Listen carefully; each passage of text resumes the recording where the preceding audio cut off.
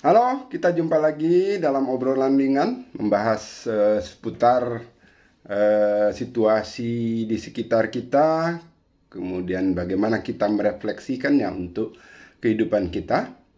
Yang lagi tren sekarang, yang lagi heboh adalah Indonesia kalah 4-0 dari Thailand dalam leg pertama final Piala AFF.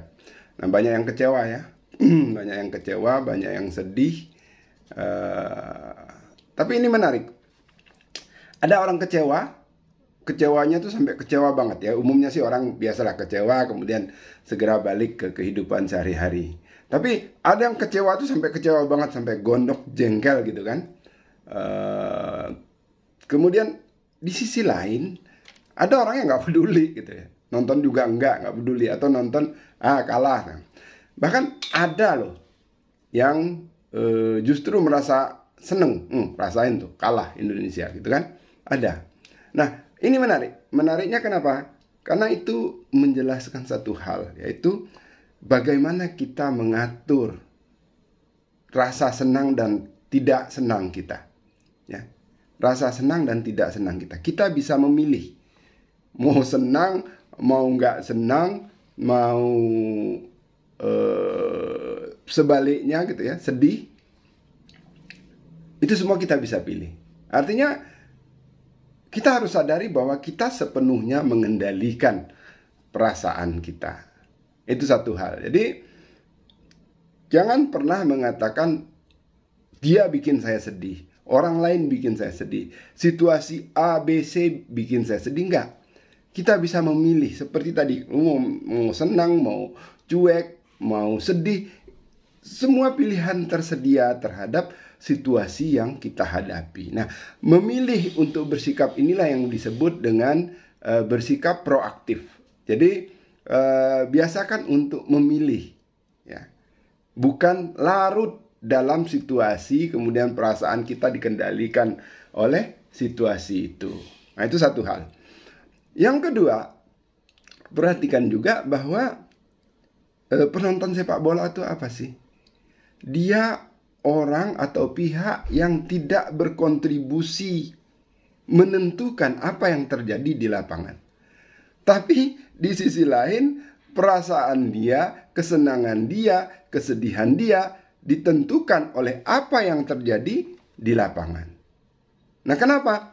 Tadi dia memilih sumber kebahagiaan yang tidak bisa dia kontrol, ya, yang tidak bisa dia kontrol. Nah, ini menarik. Ada banyak orang yang hidup dengan sumber-sumber kebahagiaan yang tidak bisa dia kontrol, ya. Berharap misalnya pasangannya, istrinya atau suaminya membahagiakan dia, pacarnya membahagiakan dia, menyenangkan dia.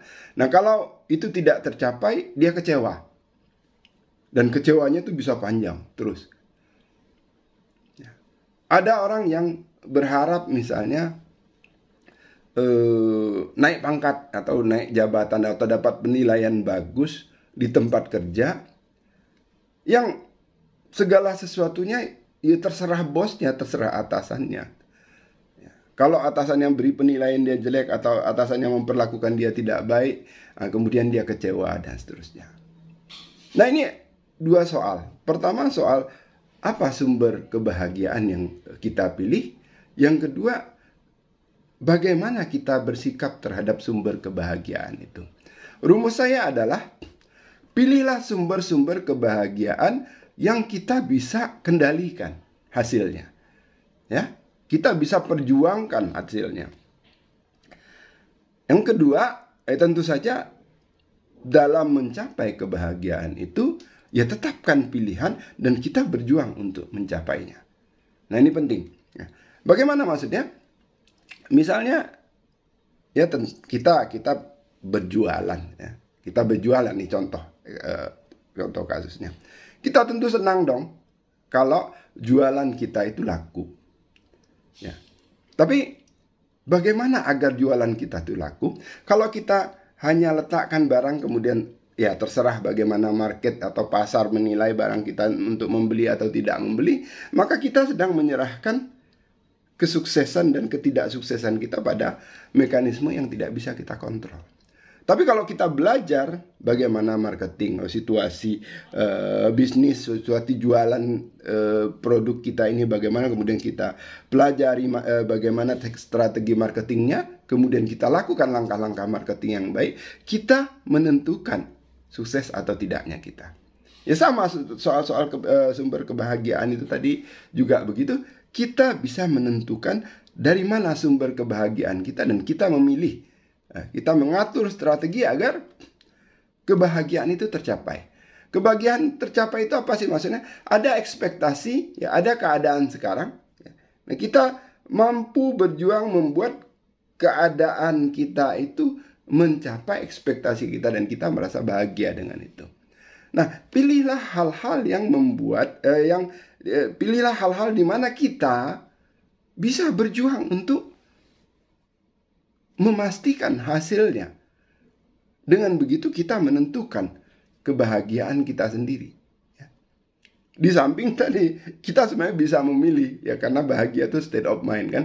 Kita bisa memilih untuk bahagia atau tidak bahagia terhadap hal-hal yang tidak bisa kita kontrol. Kalau saya terus terang hal-hal yang nggak bisa saya kontrol saya cuekin. Itu bukan urusan saya. Walaupun saya nggak suka dengan hasilnya, ya udah, mau ngapain lagi, kita nggak bisa ngapa-ngapain. Jadi dua hal itu ya. Pilih sumber kebahagiaan yang bisa kita kendalikan hasilnya. Yang kedua, pilih sikap untuk bahagia, senang atau tidak senang terhadap hal-hal yang tidak bisa kita kontrol. Ya. Jangan dipikirkan hal-hal yang tidak bisa kita kontrol tapi tidak menyenangkan kita, ya. Hal-hal yang tidak menyenangkan kita dan tidak bisa kita kontrol udah nggak usah dipikirkan. Yang bisa kita kontrol saja yang jadi fokus perhatian kita. Inilah substansi atau inti dari sikap proaktif yang diajarkan dalam buku Seven Habits. Ya. Nah, kembali ke soal sepak bola tadi, ya itu tadi. Cukup jadikan sepak bola itu sebagai buat penggembira, selingan gitu. Jangan sampai jadikan itu sebagai hal yang utama. Saya yakin tidak banyak orang yang bersikap seperti itu. Tapi inti dari obrolan ini adalah tadi, pilihlah sumber-sumber kebahagiaan yang bisa Anda kendalikan, dan terhadap hal-hal yang tidak bisa Anda kendalikan, abaikan saja. Itu saja pesan singkat saya.